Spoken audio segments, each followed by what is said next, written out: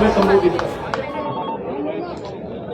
दुनिया को समता, स्वतंत्रता, बंधुता, न्याय, प्रज्ञाशील, करुणा और मैत्री का मार्ग दिखाने वाले तथागत भगवान बुद्ध एवं डॉक्टर बाबा साहेब अम्बेडकर जी के चरणों में कोटि कोटि नमन करते हुए मैं आप सबको जय भीम करता हूँ, जय जोहार करता हूँ। और जो 2 अप्रैल को हमारे युवाओं ने SC/ST एट्रोसिटीज एक्ट को बचाने के लिए कुर्बानी दी, मैं उनके प्रति अपनी श्रद्धांजलि अर्पित करता हूँ। साथियों, होके मायूस नहीं शाम से ढलते रहिए, जिंदगी भोर है सूरज से निकलते रहिए, एक ही पांव पे ठहरोगे तो थक जाओगे, धीरे धीरे ही सही राह पे चलते रहिए। आप लोग को ये समझना पड़ेगा, हमारे अंदर डॉक्टर बाबा साहेब अम्बेडकर का खून है। हम उन्हीं के वंशज हैं जिन 500 महारों ने अब से 200 साल पहले पेशवाओं की 28,000 की सेना को केवल 500 नौजवानों ने निस्तानाबूद कर दिया। अपने खून को पहचानिए, अपनी काबिलियत को पहचानिए। कितनी भी बड़ी सेना क्यों ना हो, जो डिसिप्लिन्ड नहीं होती वो कभी जंग जीत नहीं सकती। जो अनुशासित होते हैं केवल वही जंग जीतते हैं। आपको अनुशासित होना है, अंधविश्वास पाखंडवाद से बाहर आना है, ऐसे नेताओं को पहचानना है जिनकी आंखों के सामने, जिनके रहते हुए देश के सारे संसाधन बेचे जा रहे हैं, हमारा आरक्षण खत्म किया जा रहा है। ऐसे नेताओं को पहचानना होगा। किस लिए डॉक्टर बाबा साहेब अम्बेडकर जी ने हमें वोट का अधिकार दिया था? जरा याद करके देखिए, पहले वोट का अधिकार नहीं था। जब संविधान सभा के सामने इस बात पे चर्चा शुरू हुई कि अब हम अंग्रेज जाने वाले हैं, हमें अपनी सरकार चुननी है, तो वोट का अधिकार किसको मिलना चाहिए? ज्यादातर संविधान सभा के सदस्य वोट का अधिकार केवल जो इनकम टैक्स पे करते हैं उनको देना चाहते थे, जो बड़े जमींदार हैं उनको देना चाहते थे, जो बड़े पूंजीपति हैं उनको देना चाहते थे। लेकिन डॉक्टर बाबा साहब अम्बेडकर जी ने सोचा कि हजारों साल तक एक ऐसी सामाजिक व्यवस्था बनी, ऐसे धर्मशास्त्र लिखे गए जिससे हजारों साल तक हमारे लोगों के पढ़ने लिखने पर धार्मिक बंदिश थी, व्यापार करने पर धार्मिक बंदिश थी, जिसकी वजह से हमारे लोग पढ़ नहीं पाए, व्यापारी नहीं बन पाए, तो इनकम टैक्स पे भी नहीं बन पाए। तो इसका मतलब हमारे लोगों को ये लोग वोट का अधिकार देना नहीं चाहते। लेकिन डॉक्टर बाबा साहब अम्बेडकर जी ने अपनी बुद्धि और विवेक से और काबिलियत से पूरी संविधान सभा को इस बात को मानने के लिए मजबूर कर दिया कि भारत में रहने वाले सभी लोगों को समान रूप से वोट का अधिकार मिलेगा। लेकिन अनफॉर्चुनेटली हम लोगों ने अपने उस वोट की कीमत को पहचाना नहीं। हम शराब की बोतल में 1000-2000 रुपए में 10-20 किलो अनाज में अपनी वोट को बेच देते हैं। हम ये भूल जाते हैं कि वो लोग जिसके पैसे से हमारी वोट को खरीदते हैं, उन्हीं नेताओं के हाथों वो पूरे देश को बेच देते हैं, हमारे बच्चों के भविष्य को बेच देते हैं। हमारे इन्हीं सारे सांसदों के और विधायकों के होते हुए आपको देखना होगा, इन्होंने एजुकेशन को इतना महंगा कर दिया कि यार हायर एजुकेशन हमारे लोग ले नहीं सकते। इंजीनियरिंग की पढ़ाई का खर्चा देख लो, मेडिकल की पढ़ाई का खर्चा देख लो, IIM का खर्चा देख लो, कई लाख, 10-10, 12-12 लाख रुपए आपको अपने बच्चे को इंजीनियर बनाने के लिए, डॉक्टर बनाने के लिए, IIM कराने के लिए तो खैर 40 लाख से भी ज्यादा चाहिए। तो सरकारों ने ये जो सरकारी संस्थान बनाए हैं, सरकारी पैसे से बनाए हैं, तो क्या केवल पूंजीपतियों के बच्चों के लिए बनाए हैं?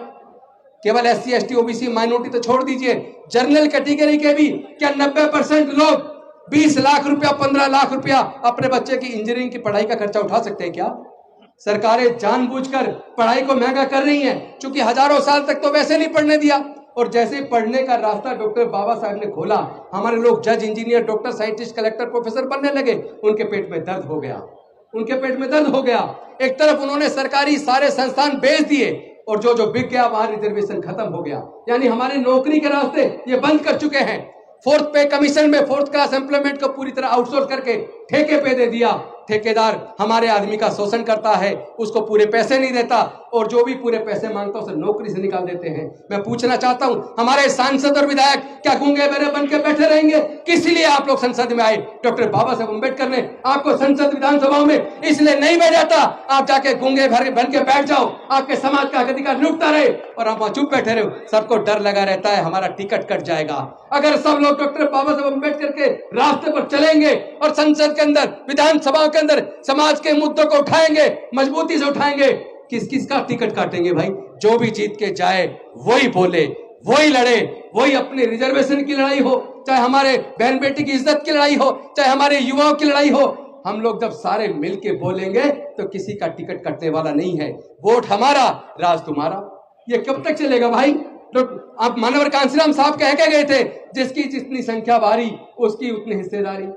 संख्या हमारी भारी, 12% लोग पूरे देश पे राज कर रहे हैं, पूरे देश के संसाधनों पर कब्जा कर रहे हैं। हमारे पास है क्या? भारत के मूल निवासी होने के बावजूद भारत के संसाधनों में हमारा हिस्सा नहीं है। मैं आप सबसे पूछना चाहता हूं, ये जो जल जंगल जमीन है, कोई अपनी मां के पेट से लेकर पैदा हुआ था क्या? क्योंकि कुछ ही लोग उसके मालिक क्यों हैं, उसमें हमारा हिस्सा कहां है? क्या हमें अपने हक अधिकार की लड़ाई को लड़ना नहीं चाहिए? क्या हमारे अपने युवाओं की लड़ाई को नहीं लड़ना चाहिए? क्या हमारी बहन बेटी की इज्जत के लिए नहीं लड़ना चाहिए? जो लोग स्वाभिमान के से जी नहीं सकते, वो तो वैसे भी मरे के समान है। किस बात के सांसद, किस बात के विधायक, किस बात के मंत्री? अरे मैंने मंत्री की कुर्सी त्यागी, लोगों ने कहा क्यों त्यागी? मैं कहना चाहता हूं कि अगर डॉक्टर बाबा साहब अम्बेडकर के बताए रास्ते पर चलने के लिए, अपने समाज के हक अधिकार की लड़ाई को लड़ने के लिए मेरे पास अगर दो विकल्प थे, एक मंत्री बने रहो और दूसरा अपने समाज के हक अधिकार की लड़ाई को डॉक्टर बाबा साहब अम्बेडकर के रास्ते पर चल के आगे बढ़ो, तो मैंने कहा मैं डॉक्टर बाबा साहब अम्बेडकर के रास्ते पर चल के आगे बढ़ूंगा, मुझे मंत्री कुर्सी नहीं चाहिए। मैंने कुर्सी त्याग दी और मुझे सच बता रहा हूं, ईमानदारी से बता रहा हूं, जब से कुर्सी त्यागी है तब से और भी ज्यादा ताकतवर महसूस करता हूं। अब लगता है मेरा जीवन केवल मेरे समाज के लिए है, मुझे मरने से डर नहीं लगता।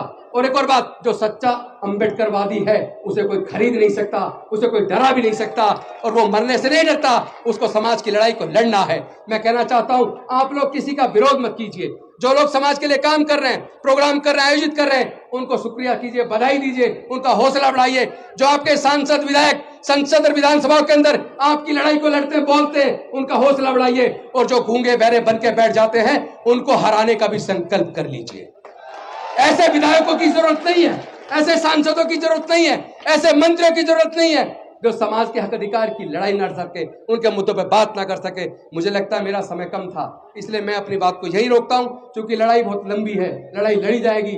लेकिन मैं एक बात उन लोगों के लिए कहना चाहता हूं जिनके साथ हमारे लोगों ने हमेशा वफा की है।